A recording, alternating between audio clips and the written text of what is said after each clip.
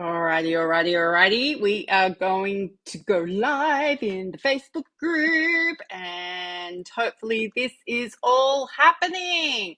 It has been so long since I've done a Facebook Live. I'm a little bit scared of how all the technology is going to go. So just because I am a freaking control freak, I have three different screens going on here. I can see myself talking in the background. I've got another iPad over here, and I've got notes down there that I've printed off in case things didn't work. So if anyone is around, I would love to know if you can hear me, because I've just realized I haven't put my mic in.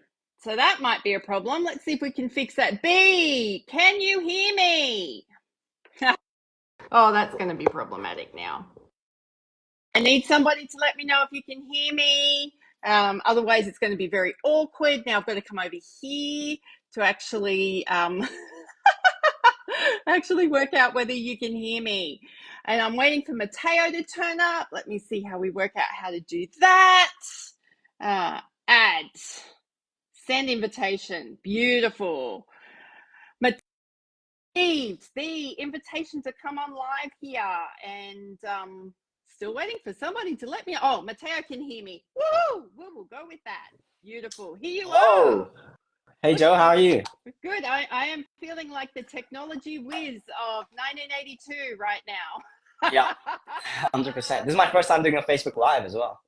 No way. Okay. Got the tripod set up here with my phone. All right, I'm gonna send you a picture of my tripod setup, because I know I sent you a message last night going, probably best if you do it this way. And of course, I have some of those features worked out for myself. So pretty interesting. All right, Matteo, where are you today? Are you in Bali or are you in Perth? No, I'm just in Perth. But since I'm using the tripod setup, I'm just in a little corner of my office space here. Nice. So, yeah, still in Perth. What's the weather like in Perth today? Just so I know what's happening in Sydney in 5 days' time. It's actually colder for once. It's been 40 degrees, let's say the past like 2-3 weeks. Like it was like honestly brutally hot. But yeah, now it's colder, but I think it's getting a bit hotter during the day. But it's only 9 a.m. here. I usually get up at 5 a.m. and it's pretty cold in the morning. So yeah. So we've got that. Only recently though.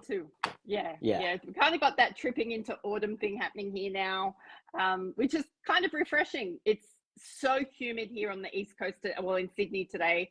It's like outside feels like inside. I feel like I can't breathe. But enough of the weather, people. Enough of the weather. You did not come here to listen to me talk to Matteo about the weather. I did do that on purpose though, because I wanted to make sure that Matteo and I knew what we were doing. So you heard it here, folks.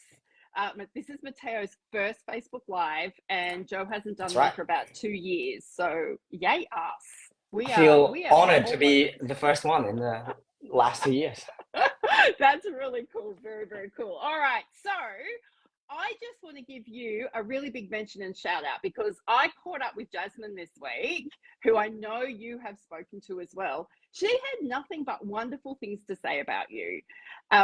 She was so impressed with the advice that you gave her about her website. And basically her upshot was, Matteo doesn't want to take my money until I fix a few things. I mean, your integrity and your desire to serve us is just outstanding. So can I just say thank you? Because one of the things we as health professionals hate is feeling like we're going to be ripped off. Yeah. And one of the reasons we find it really hard to go to market and ask people for help is because we often get ripped off, because we're not experts in things, right? And the true currency of the work of a health professional is trust. That's not the same as people who sell marketing services. Unfortunately not. Yeah. No. Yeah, basically I realized what is the point in running something that wouldn't work unless other things are fixed first. And it doesn't make sense. The whole point is I want to build long relationships with my clients. And if I don't see a long relationship by just diving in like head first, not even looking at the bigger picture, then I don't want to, I'm here for long-term results. And I really just want, as I said, my main motivation for this is to help patients who are in need of healthcare services with the right practitioners. Yeah. So that's great. And I love the image of the building the bridge that you and I have talked about so many times now. It's just like client seeking services, service provider providing services, Google Ads is the bridge. But as we're going to tell people and show people today, it's not just any Google ad. You can't just throw up a sentence and pretend that your Google ad's going to work. There are some things you need to know. So I have come prepared with some questions. Here, old school keen for them. Piece of paper. So not only do I have 3 screens to choose from, I still have a piece of paper as well. Okay, so first question for you. Lots of health professionals, aka Joe Muirhead, say that Google ads just don't work for them.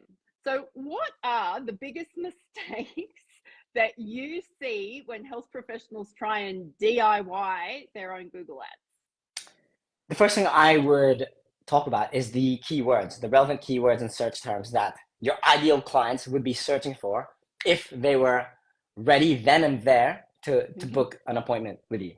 So there's a lot of misconception where you just want to go broad and target every single keyword to do with your service, but we only want the highest intent keywords possible. So an example for this, let's say we're dentists, right? If I was trying to rank for keywords, and what this means is if someone searches up this term, our Google ads will pop up with our website, right? If someone searches something like free dentist, or like how much does teeth whitening cost, those are quite low intent search terms because it's just people just information seeking. They're not really looking to transact right then and there. Some do, but most of them don't. And you just really have to put yourself in the shoes of your patients, right? So let's say I was very unhappy with my teeth and I wanted to get teeth whitening. I actually got my teeth whitened a few months ago, but what I did was I searched teeth whitening near me, right? Because I wanted to find a teeth whitening place near me where it wasn't as far. And I'm usually going to pick the first one, right? And when you run Google ads, it shows at the top. So basically the first thing that I would look at is the keywords that you're trying to rank for and making sure they're the highest intent keywords for people who are ready to transact and have the money to pay for your services. That's the first thing. So when we talk about keywords, we're not talking about some academic exercise here. These are actually words that your prospective clients are putting into a search, like a Google search engine. So they might be saying things like psychologist near me, psychologist with no waiting list near me, occupational therapist near me, or they might be saying, what does an OT do near me? Is that kind of where we're headed? Yeah, well, when you get to those like information seeking ones, it's worth testing, but what we find is it's best use of your budget to just spend on the highest quality keywords. Okay, so but there's many other high intent keywords. Near me is probably the easiest and most common one, but you can do specific suburbs. It can be a specific service. You can say emergency if that's what your practice does as well, because if it's an emergency, people are going to book in right away, right? So yeah, plenty of things. Okay, so not being scared to say things like mental health OT near me, because, you know, with occupational therapists here in Australia, particularly in this current climate, you guys are as rare. Finding someone who's got availability now, you guys are as rare as hen's teeth. So if you have availability, or you have team members who have availability, as in you've got sessions that need to be filled, Google AdWords is the way that you're going to get them filled. Like you could spend hours, like Joe has done, with your content marketing, or you could spend, which we'll get to in a little while, a little bit of time, a little bit of money, and have people booking in. But we're gonna get to that because I've crafted these questions in a sequential way because I'm mean like that. Okay. So Google Ads, like I've gone in now and had a look at my Google Ads dashboard because I've just been too scared to even look at it. It makes it look like it's really easy to set up. Okay. So what do we need to be aware of before we hit publish? There's plenty of things. Main ones being the keywords, the ad copy, and the targeting. So Google makes it very easy to set up. Anyone with, anyone who has some sort of experience with technology can easily set up a Google Ads campaign. But getting it right is the important thing. So Google, another misconception is Google has plenty of recommendations of what you should do and things like that. And based on my experience and a lot of people in my space and their experience, is Google, let's just say they don't have the best intentions for you. The Google Nice. reps, yeah, Google reps, like the support reps and stuff, they will hop on calls with you and ask like to help you with your Google ads. But unfortunately, they do get a commission on the spend that you do. So if they tell you to increase their spend, they get a commission on that. So let's just say they might not have the best intentions for you, so you can't really um, blindly follow what they say, and you have to do your own due diligence and do your own research, and really picture what it's like if you're in your patient's shoes and you wanted your specific service. Like, what were the steps you're going to take? You're going to think about it first, and then you're going to search it. And then when you search it, what would you hope for the website to come up? Like, what ad copy, what headlines, what do you want it to look like? And then when they click on the website, what should the website look like in the first 3 seconds, right? Because a lot of people drop off during that period. So Yeah. our aim is to make sure that we get as many qualified patient bookings as possible, and that's only what we're optimizing for. And yeah, so it goes with the website, and then the ad copy, the targeting, as well as the keywords, which is just like the top of the funnel. So I just want to draw people to the attention of what you just said there. You're optimizing for patient bookings. This Correct. is not lead generation, people. This is not add people to your nurture sequence and get them to know you, like you, trust you after 12 touches on the internet.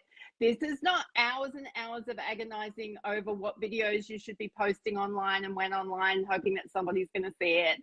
This is actually getting the cream of the crop, the top 1% of people who are going, I need your help right now. It is really rare for a marketing person like Matteo to sit in front of a person like me and say, we are optimizing for patient acquisition. Like, we want bookings, we don't want leads. So Yeah, and we don't want clicks, we don't no. want views, we don't want. Yeah, I mean, yeah, it's cool. You can flex it to your other practitioner friends, but we want bookings at the end of the day, and that's the reason why. Because these patients need you. Yes. They clearly have some issues, and they need someone to take care of that, and that's where you come in, and that's where I come in to help you connect them Yeah, with each other. absolutely. So if you can't articulate, so if I can't articulate as a health professional what my client is seeking, what my client's language is going to be, what my client's going to be typing into Google, then that's the first piece of homework, right? You've actually got to know, put yourself in the client's shoes. So it's not your professional, credential, academic words.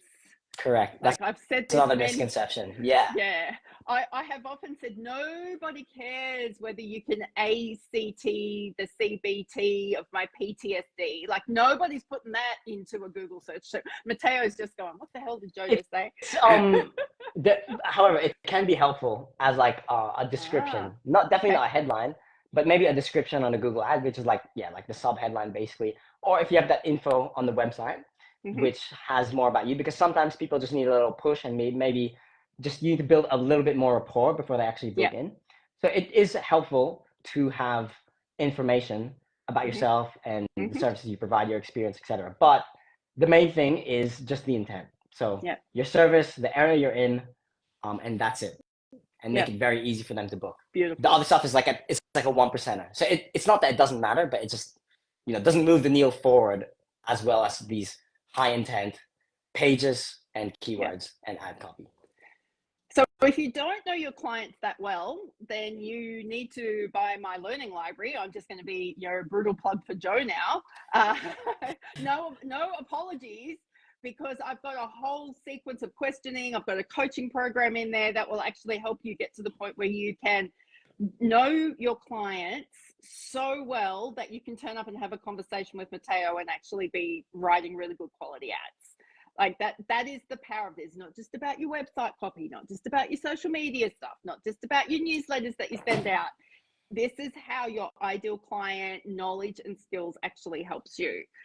Okay. Yeah. So most people want to know how they can stop wasting money on Google Ads, right? So what's a red flag for you? Like if you're running a Google Ads campaign, how do you know when to switch it off and go, this isn't working? Well, it depends. I think most healthcare practitioners I speak to who are already running Google Ads is like what's called a set and forget. Like they made it months ago and they're hoping for the best, not looking into the account, not looking at the search terms that you're paying for with your own money. And yeah, like the biggest thing is definitely the search terms is ranking. And because on Google, it's not like Facebook where you pay per impression or you pay per view, you pay per click. So you can get impressions, you can get people seeing your ad, but you only pay once they click, right? So that's why we really need to make sure that we're paying for only the highest quality, highest intent clicks.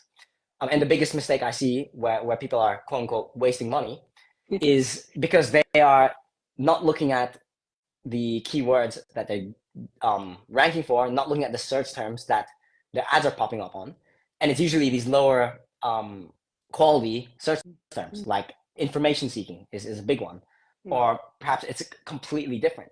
Another thing is you could have got the location targeting wrong, and you're paying for clicks from people an hour drive away. Like who's going to drive an hour? Unless it's a very specific service, obviously. Yeah. But if for just your general dentist, chiropractor, psychologist, there are plenty, and people want to go local. Yeah. They don't want to drive. They have busy lives. They have kids running around. They need something like right then and there. So I'll give you an example of that, right? So when I was like looking for I needed a psychologist. I needed to find someone for myself, and I wanted somebody who was within 10 minutes. That was the geographical criteria. Now I live in the Blue Mountains, so I was trying to outsmart myself here. I wanted somebody that was a 10-minute drive away. That's as far as I was willing to drive. 10 minutes. I needed them to be able to do EMDR, and I needed them to be able to do neurofeedback. So I actually wrote clinical psychologist, 10 minutes from Lapston, the suburb that I live in, EMDR and neurofeedback into my Google search term. And I did actually sit there and go, nobody's going to have that. Because, essentially I was trying not to re-engage with therapy. But you know what? She exists. And I'm now working with her, and she's been incredible. But that's exactly what I did, because she had sorted out her search terms. She had put all of those things in her profile. I was able to go, oh my God, this unicorn exists. So again, she knew that people like me were going to be searching for those specific terms, right? So she was smart and got her Google Ads to work that way. So that's a really great example on how it works. True? Ah, now I can't hear you anymore. That's disappointing. What did we do there?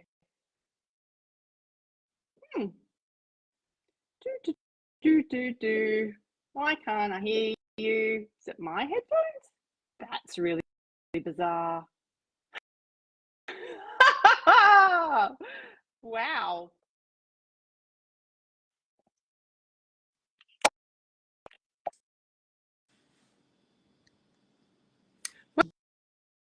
Okay, I am connected again. Nice. Now we're going to bring you back on.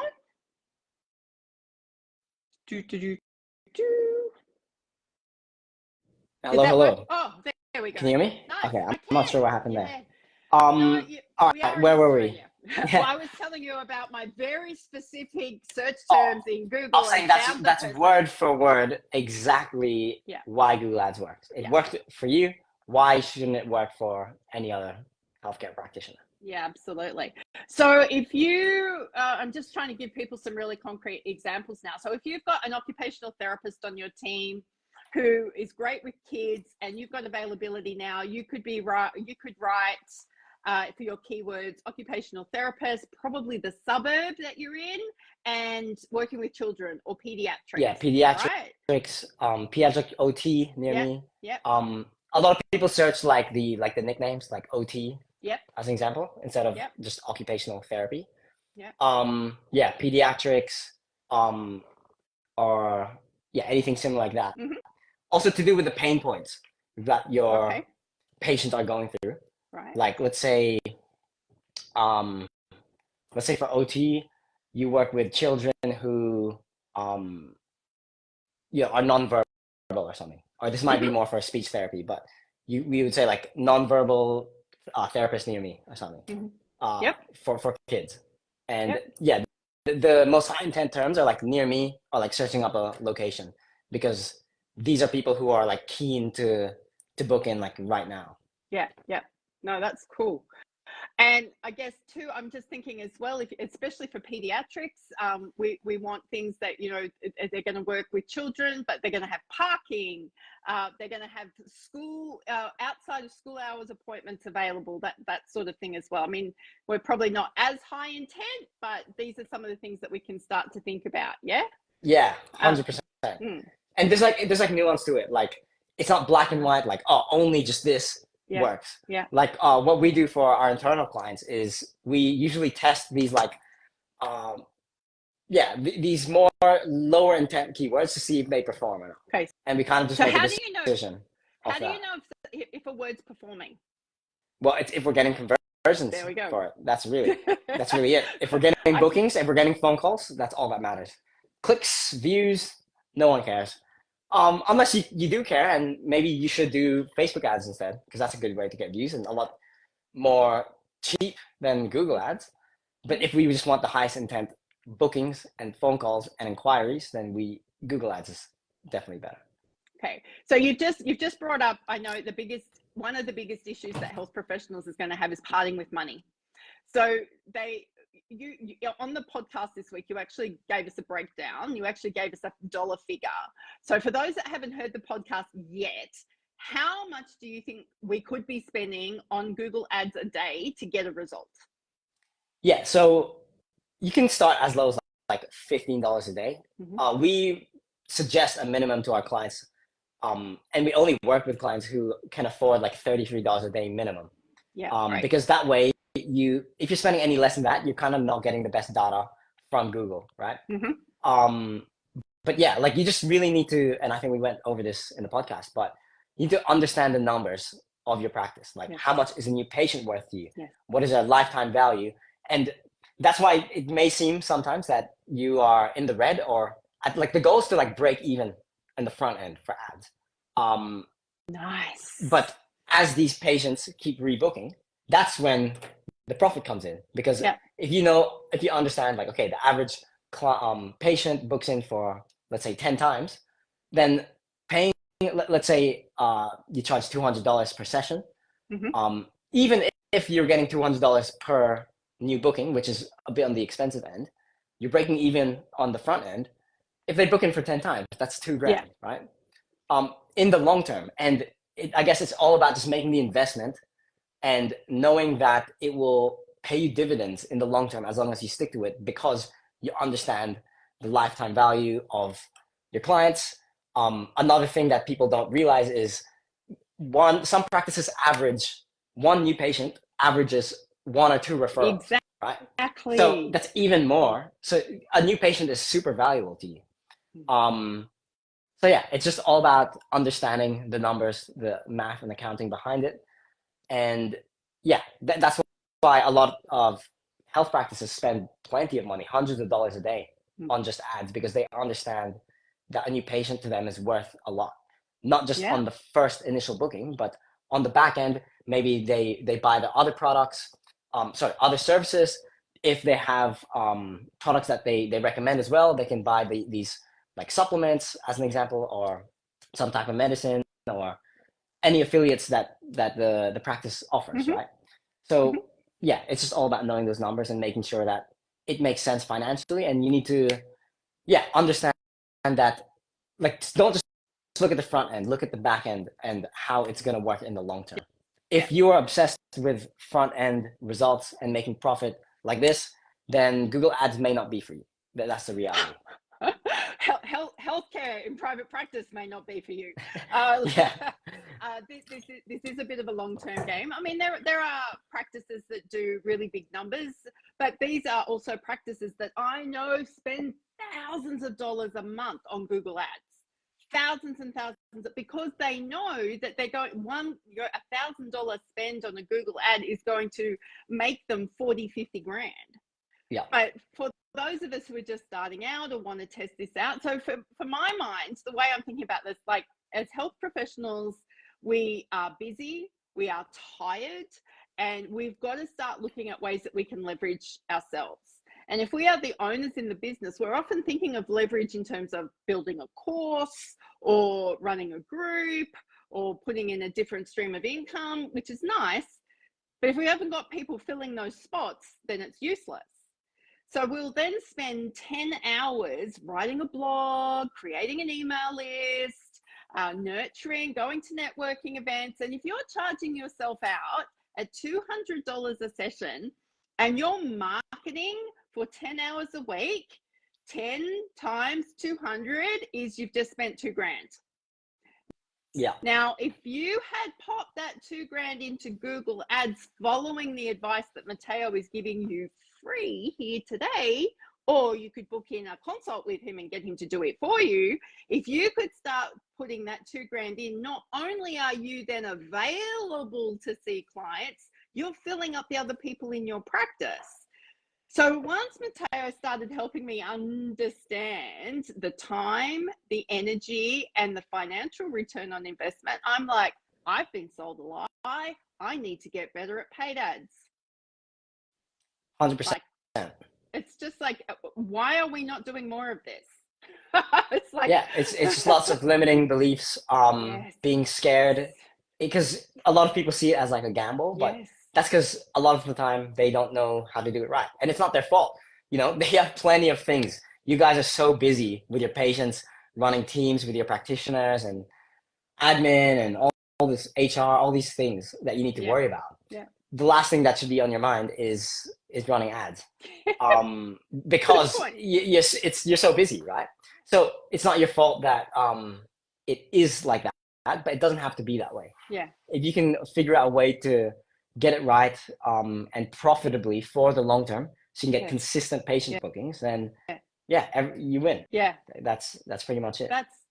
That's fantastic. So I wanted to come back to a question I forgot to ask, right? So if you've been running Google Ads for a little while and they used to be successful and then they've stopped creating client bookings, what could be why could that happen? Because I've had someone say that to me. It's like, Google Ads worked really, really well for us a couple of years ago, but they stopped working. What I would say to that first is, again, what I talked about with the set and forget. I'm not sure, but I'm assuming that they have just kept the same campaign running, not looking into it, not optimizing, not making any changes. Mm-hmm. That's the first thing. But the reasons could be that there's more competition. That's probably the biggest thing. Yeah. Is more people are doing Google Ads and you're competing for the same search terms, which drives the cost per click higher. Mm-hmm. And by extension, the conversions and all of that, and your cost per new patient booking will be higher. But that being said, like it still works if you can get it right. There's always ways you can optimize a Google ad campaign. You should never be setting and forgetting it. You need to look at the search terms consistently. And not just that, like you can test out different ad copies that may resonate better. You can test out the website that could have a better conversion rate, because let's say you have a 10% conversion rate. So out of 100 people, 10 people convert. Even just changing the headline of your website, because everyone knows, like, everyone has such a short attention span nowadays that when someone lands on your website, like the site speed has to be good. They have to be able to tell within 5 seconds exactly what you do and where you are, right? Wow. So there's all these little things that you can do to improve the ads. So if you don't do anything about it and expect the same result after a couple of years, then I think that's a bit delusional. Yeah. Nice. But yeah, it's not your fault, because ideally it should be that easy. But if it was that easy, then everyone would be doing it, and there'd be so many healthcare practices with huge waiting lists. But that's not the case. So yeah, because it's hard, and I guess to get good results, by extension, you need to do something that's hard, like figure out Google Ads. Do something different. do something different. And I think that's a really important point that you've made, and I'm glad you made it. And we didn't practice or rehearse beforehand, but we've got to be keeping up to date and nuanced around how people are using the internet. So when I started my practice back in 2009, AI wasn't a thing. Right? Now Yeah. I can tell everyone who is using ChatGPT for their social media copy, because it reads the same, sounds the same, looks the same, and already I'm starting to scroll by it. I'm not interested in it because I know what it's going to say, right? It's not unique, it's not different.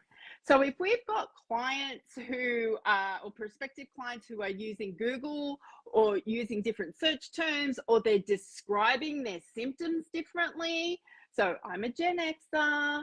I've now got a Gen Z crew in my world because I don't know how Gen Z think. And if I want to stay relevant and want to stay up to date, I've got to work out how to use their language in my marketing copy because they're going to need my help. Right? Yeah. So if we're not saying, so again, this is the whole concept of set and forget. You don't do your ideal client exercise once. In my mind, we need to be doing that every 12 months. We've got to be doing that every year because the speed of change is so great. Okay. Wisdom from Joe and Matteo today. Okay. So you're going to meet health professionals, and you've probably already met them, who say, I don't have a lot of money to spend. I don't have a lot of money to spend on this. What do you say to those people? Like, do you say, well, go away until you can? Well, first thing I would do is to find what's already working. Usually when I get on calls with healthcare practice owners, I ask, how are you currently getting your patients? Mm-hmm. And then if they say, I'm getting a ton from like GP referrals, which is a big one. Yeah. I say, okay, is there any way we can scale that first before we do Google Ads? Because Nice. I don't want, like, Google Ads shouldn't be your like savior of your business. It should just be like an extra supplement of what you've currently got. So there's plenty of things to optimize first. Another thing is retention. So when I speak to practice owners who say like, okay, the average patient books in like once or twice. I'm like, okay, well, I don't think Google Ads makes sense for you because that's a problem you need to fix first. Because I've got other clients who retain patients for 10 plus sessions, right? So that's why it makes sense to spend on marketing. So I think you need to look at your business holistically first and see where like, the bottlenecks are and which areas you can improve the most first. And if you have something that's working, like I spoke to a chiropractor last week, this was, and he was telling me that he was getting a lot of GP referrals. And I was like, okay, like 100% of his client base came from GP referrals. I'm like, okay, is there any way we can scale that? Like, can you get more GP referrals from, or can you partner with more GPs and more health centers and stuff? He's like, well, yes. Okay, well, why don't we just do that? He's like, oh, yeah, I don't know. I just thought Google Ads sounded interesting. I'm like, well, yes, that works. Google Ads works. But I think what's better for you is to do what's working already because maybe you don't even need Google Ads. So that's another thing. So what I would say if you don't have money, is first of all, figure out what you can do. I'm assuming if you don't have a lot of money, then you have time in your practice. So you can do things like reach out to your network. A big thing is asking for referrals as well. Yeah. That's something I speak to with practice owners, and they don't ask for referrals. It's like worst case scenario, they say no, right? But you'll be surprised how many you can get by just asking. So, plenty of things you can do first. But if you were to do Google Ads, then you can start with a low budget. That's what I would say. So I again, your honesty and your integrity just shines through, which is just wonderful. Thank you so much for sharing that. It's like Google Ads may not work for you. Maybe there are things that you could already be doing that you could tweak or do more of. You just don't realize that they're working. Or maybe it's time to switch things up. It's like I have been, so I'm a great network marketer. And I'm not MLM there. It's like, if you put me in front of a room and give me a chance to speak about what I do, I will walk away with new clients. I'm just good at it. I've always been able to do that. And it's been a great way for me to grow my business. Plug for the 5 Favorite People networking program that is in a part of my UTech library, if anyone wants to learn how to do that, right? But it's got to the point for me where I needed to be able to replicate myself to 5 different people. I had 5 different clinicians on my team. I couldn't reinvent myself in 5 different ways. So I needed to be out there marketing, but I also needed something else to be able to do some of that heavy lifting for me. And advertising was a great way to do that.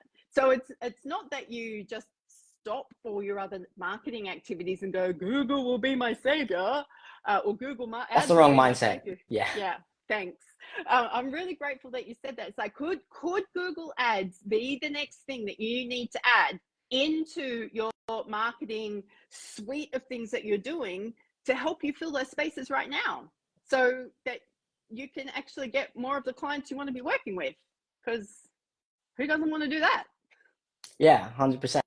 Another thing as well is you have to think about the cost of inaction. Ooh. So yeah, that's a big one, because I speak to healthcare practice owners.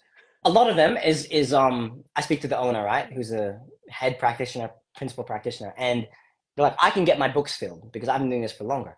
My problem is I can't get my practitioners filled. I can get myself filled out, but my practitioners have a lot of availability, and yeah, we're just losing money on that. And then I speak to them and saying, okay, what are you currently doing? And then they talk about like their LTV and all this, and it makes sense that we would try rank for Googles to get the low-hanging fruit, highest intent people, right? And sometimes their concern is like, oh, they're not like, what if it doesn't work? Which can obviously happen. I mean, but there are ways that we do, and we really, as we spoke about before, like I really make sure that I cross-check with my clients before anything goes public, right? Or anything's published. I want them to have full clarity. And while I'm the marketer, they know more about their specific ideal clients in their area more than me. So yeah, cost of inaction is another thing. Like if you just didn't do anything about it, like what would your practice look like in the next 6, 12 months, 2 years, right?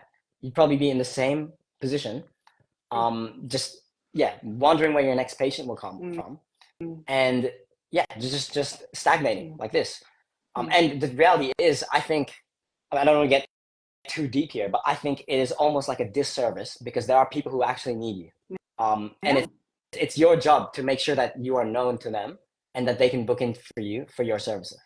I love it. So yeah, like you need to think about that. Like it seems scary to spend money on marketing, and it should be, right? Because that's what it is. But yeah, that's just the nature of the practice industry now. Like you need to do that if you really want to go to the next level. And if you're having these issues where you can't get your availability filled out, then that's sort of something you kind of have to do, because your competitor next door could beat you to it, and then they will be the one who's doing it. So you need to stay competitive, and you need to think about the cost of inaction.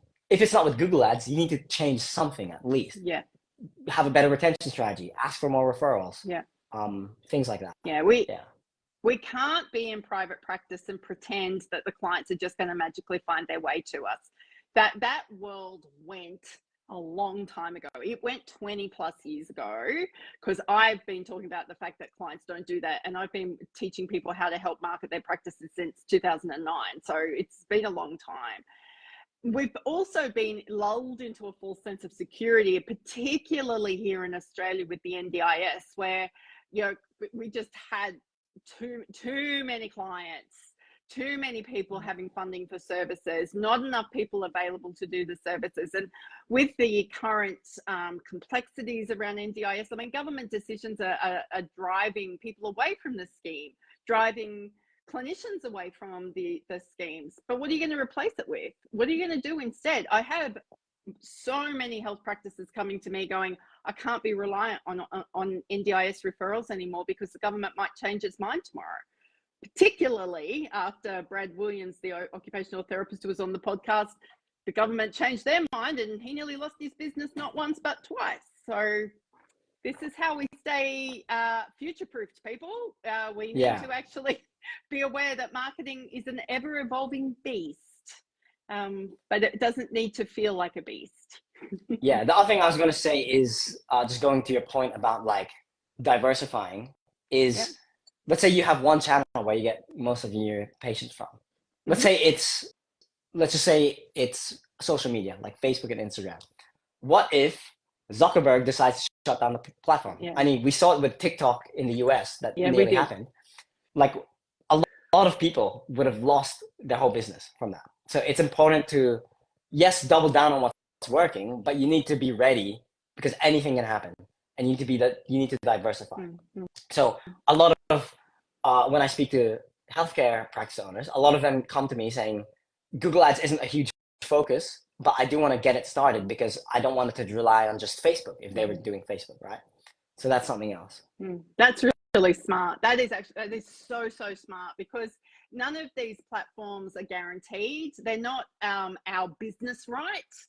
You know, Facebook does not exist to make Joe Muirhead happy. Instagram does not exist to make Joe Muirhead happy, although I really love watching people with puppies. So if you want to target me, you put puppies in your advertising. But, you know, all of this stuff can fall over and be gone tomorrow. There are social media platforms that I used to be on that just don't exist anymore.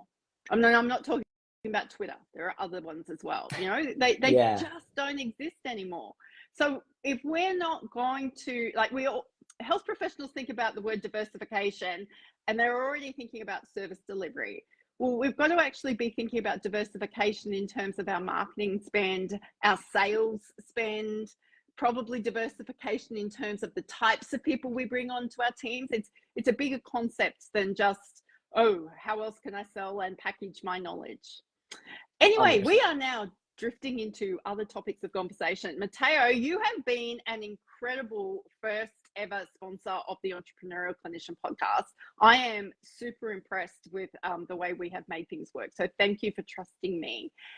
No worries. I feel honored, as I said. Thanks. Now, if people want to get in touch with you and go, right, Joe really trusts this guy, I really want to trust this guy, how do they get in touch with you? What's the best thing to do? Best thing is probably to go on my website. So practiceconquest.com, not .au, just .com. You'll see a video of exactly what I do. You can see some of my client results as well. And then there should be a button to book in a call with me. So usually I do Zoom calls. We have a quick chat to see if it even makes sense to work. As I said before, I think I can just diagnose what you could already do before starting Google Ads. So it's no pressure at all. That's basically it. I just enjoy chatting with, I think your industry is so fascinating. So I just enjoy chatting with practice owners anyway. So, yeah. So just for those of you who are just sitting there going, oh, I don't know if I want to give Matteo my email address because he's going to then fill up my inbox with all this bro marketing stuff. He doesn't. He I have a couple reminders if you book in, but that's about it. Yeah. You just don't get email spammed by Matteo at all. So his concept of using ads to help us get new patients, like client types into Google, client books in with Joe, he uses that same principle. It's like, you don't need a whole I practice what I preach. Yeah. So I just wanted to assure anybody who's out there, because it totally blew my mind that I wasn't getting I actually gave Matteo another email address in the beginning because I wanted to test it out. And he proved that he practices what he's preaching. Very cool. All right, I think that's done for us today. Go forth, enjoy your morning in beautiful Western Australia. I am going to go and turn the air conditioning on. If you've got any questions and you're watching this replay, type replay in the comments below so that Matteo and I know to come and have a look, and we'll do our best to answer your questions. 100%. Go forth, be awesome, and we'll be talking to you again soon. Bye. All right, thanks, Joe. Bye.